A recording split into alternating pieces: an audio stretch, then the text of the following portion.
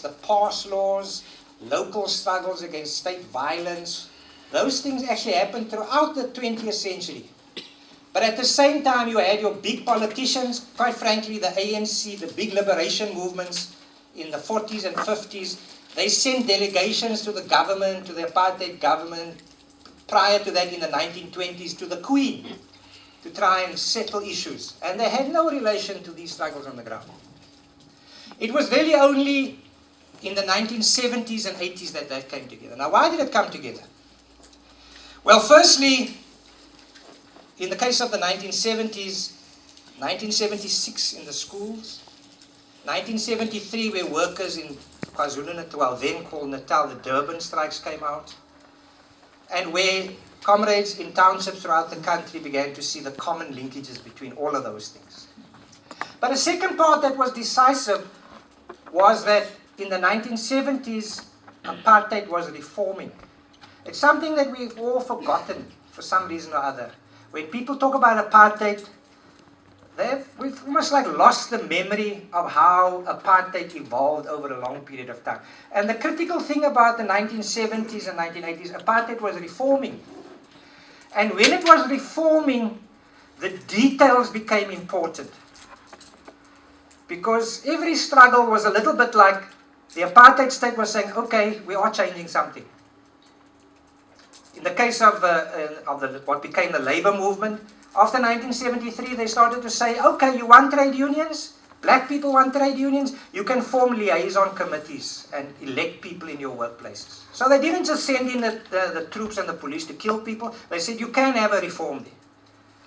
And then what happened? Black workers were not happy with a liaison committee. So once a liaison committee was offered to them, they became more militant and they said, no, that's not a real trade union. We want a real trade union. In the communities, they said after 1980, you can have black, we'll scrap the old Bantu administration board, you can have black local authorities. And the black local authorities, the money for the black local authorities will come from the rental paid in your houses. So it sounds like a bit of a reform. Apartheid is reforming. When it reforms, then people actually get focused and angry because now they can see there's light at the end of the tunnel. There's something changing here. And when that happens, people become more militant. In this case of the schools, which was another important sphere, remember in the 1970s as well, apartheid began to provide mass public education for black people on a huge scale across the country. Whereas prior to that, schooling for black people was largely missionaries and small instances of schooling. So when apartheid reformed, those black students came into the schools and they felt the oppressive nature of that unequal education. So they didn't respond with gratitude for the reforms, they responded with more anger. So somewhere in that, I think there's an important lesson for us all when a regime begins to reform and when you know the details of things. So, if you follow that logic, let us look at what is South Africa today consists of. Now, it's important to understand that what gave rise to the new South Africa was a set of negotiations, that of which four things are critical in understanding the racist nature of the new South Africa. The first thing is, apartheid didn't end. In fact, some of us have been saying the new South Africa, we should popularize this idea of neo-apartheid. What we're living in is neo-apartheid. It's a new form of apartheid. Now, there are four elements to it. The first thing is the South African bourgeoisie, the ruling class, was a thoroughly white, racist ruling class. It wasn't just a capitalist class as people imagine. Capitalists want money, they want profits, finish and clear. These people were dependent for their profits on oppressing black people. And they were clear about it and they were ruthless about it. When the ANC negotiated, when all those people sat around the Kempton Park negotiating table, And when Mandela and Thabo Mbeki were negotiating already from 1985 and 1986, they were sitting down with representatives of that kind of people. People who were thoroughly, by ideology, by tradition, by history, by conviction, thoroughly racist. So every deal that was made with them was not a nice gentleman's agreement. I'm sorry to use this Monday in the context of feminism, but these were ruthless white gentlemen. Let's get that factually true. And so everything that follows was to entrench the power of those people. Every deal that was made with those kinds of people. That's the first thing. The second nature of those negotiations is the details reproduced via old apartheid geography. Remember, apartheid had a particular geography. It herded black people into constituencies in the urban areas on the basis of the old Barb and then the black local authorities, which, apart from little pockets in Johannesburg, and I'm even coming to there because comrades who from the older townships like Soweto know that even in Soweto, it wasn't just a universal, all black people are here. People are actually unconsciously and unwittingly, sometimes wittingly divided into various townships on the basis of tribe. We know that.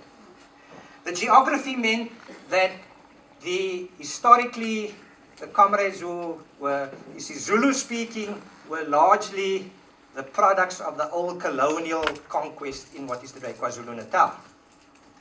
And apartheid had set up a relationship where the form of rule was the oppressive rule in the urban state, but through the Bantustan, it ruled through the chiefs and the king of the Zulus, who was a sellout king in collaboration with the apartheid. In the case of the other Bantustans, each of them was prescribed for a historically specific tribe, and they used the word nation. That's how the country was constructed. And in this part of the country, this part of the country was called the colored preference area. So they did the same thing, and they established a form of particular rule for the people who were historically classified colored in this part of the country, called the Colored Representative Council. That's the patch. Now, when they had a deal at the World Trade Center, essentially they agreed that New South Africa would be federal. It would be ruled on a provincial basis. And when you ruled on a provincial basis, you're reproducing these old apartheid categories. That was factually true. So that's the second reason why apartheid did not die, why the racism was reproduced. The third reason is the ANC itself was never confident that it really could rule the country when it took over one day. It needed to extend its base into areas where it never really had a base before. So what it did is it sought rapprochement, it sought relations with the old Bantustan and old apartheid leaders. Ramahlodi was the sort of, I think Leboa, he was co-opted into the ANC, into the first democratic government. Stella Shikau from Transkei. In the Cape here, you had to have a colored leader. They said so explicitly. And if there wasn't one, we must create one. This was the agenda of the so-called New South Africa, to reproduce those old racial relations. And they established a house of traditional leaders. And in local democracy, you entrench the power of traditional leaders. So the old apartheid geography was reproduced consciously in this new relationship. And lastly, the fourth element cuts across all of that. And that is when the ANC came to power, it came under the new world order of neoliberalism.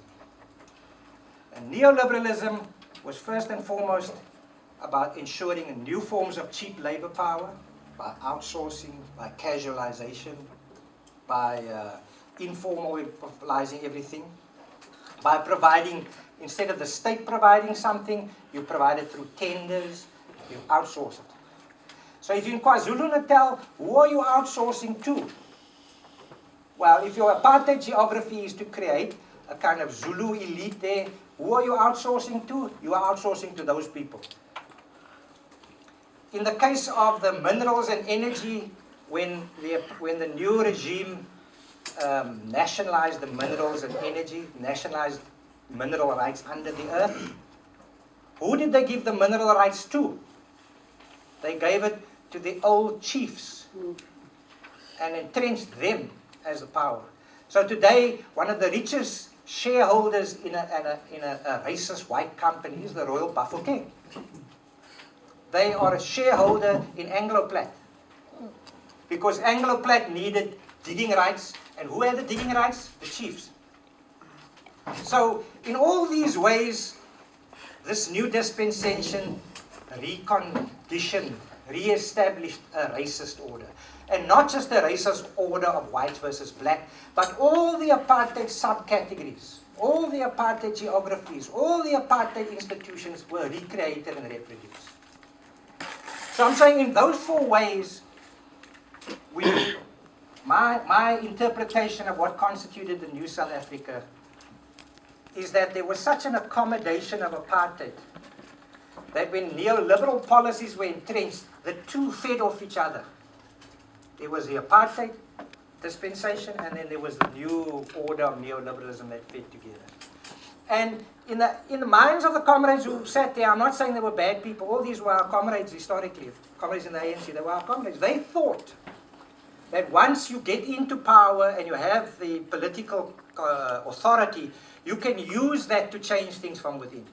You can use that to change that. Comrades, it's 20 years later, we haven't seen the change in that. We've seen a comfort in which they've comfortably become entrenched in that. So that this reproduction of the old apartheid categories has now become not something that is just a defensive measure, but it's something that's actively pursued. I mean, if you just take the case in point now, I think in this Kanya magazine, we have the example in Kolobeni, the comrades in the Amadiba Crisis Committee. Now that's an issue of an Australian company that wants to mine for titanium and whatever else, I don't know the chemical names, in the Eastern Cape. But how does the company come in? It comes in through the chief. So the chief becomes a shareholder in a new BEE company set up by the Australians. So when the people rise up against this, the first enemy they confront is their own chief. Okay? And why does that chieftainship continue to exist? Because not only under British colonialism and then under apartheid capitalism, but then under the new 1994 dispensation, those chieftainships were consolidated. Today there's a bill that actually makes chiefs and headmen fully paid. They paid officials of the state. Headmen are paid a salary. It's an enormously beneficial thing. I mean, you will kill or do whatever you like so that you can be the next in succession because it got material basis. This is the reality of what's happening in New South Africa. So where does this all leave us? I promise to speak not more than 20 minutes. I think I'm also consider myself part of the left, but I'm quite angry with the left. That since 1994, every left-wing person can tell you about the gear policy. They can tell you about the trade agreements that were signed. You know, all of those stuff. But they're silent on these nuances of how apartheid in the new South Africa has been reproduced. Okay? And to throw the stone in the water, I think if this new movement is going to have a voice, we need to find ways of articulating the neo-apartheid is what is it. In other words, our country was not freed in 1994. And not as a nationalist slogan. I'm not a PAC member. Not like let's bring our country back from Europe or whatever else. Okay? Our country was because we didn't achieve the objectives that were historically what drove the liberation movement. Firstly, the land question. We never ever achieved a process where people could change relations on the land so that land could be used productively and equitably and so on by the poor. The national question has never been resolved because of this reproduction of apartheid, because of the provincial nature of how the country's been carved up. So there still isn't a historically black majority South Africa that determines the cultural and political life of this country. It's still determined by whites. So the national question has not been resolved. And thirdly, the democratic question is the majority of people in this country still find their processes mediated through chiefs and headmen and traditional authorities. And so we don't really have a fully fledged democracy that opens the spaces for people to determine public policy. And when it comes to lastly, local government, I know that's one of the things Ilrig gave as on a theme here. You see there's local government from the neoliberal side correctly of how the state cuts budgets and austerity and stops transferring money to local authorities, etc. But these local authorities also straddle the old apartheid and Bantustan divides. And some of the things that's made people revolt is when the government says we're going to amalgamate these two municipalities. And the two municipalities straddle an old, particularly in Limpopo and Mpumalanga, the old apartheid divides of different Bantustans. Then people also revolt because they think we're going to be lumped together across those divides. So these things haunt us also. And if we're going to build this new movement, I think we need to begin to say, frankly, that it's a movement that's still fighting for the getting rid of apartheid. Apartheid did not die. It is alive and well. And if that means we must then confront white power wherever it is, then we must do so unashamedly and unequivocally.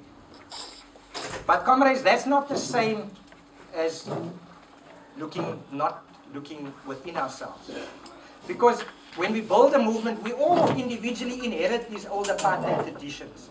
And one thing we learned in the 70s and 80s is we don't condone and compromise on that inside our house.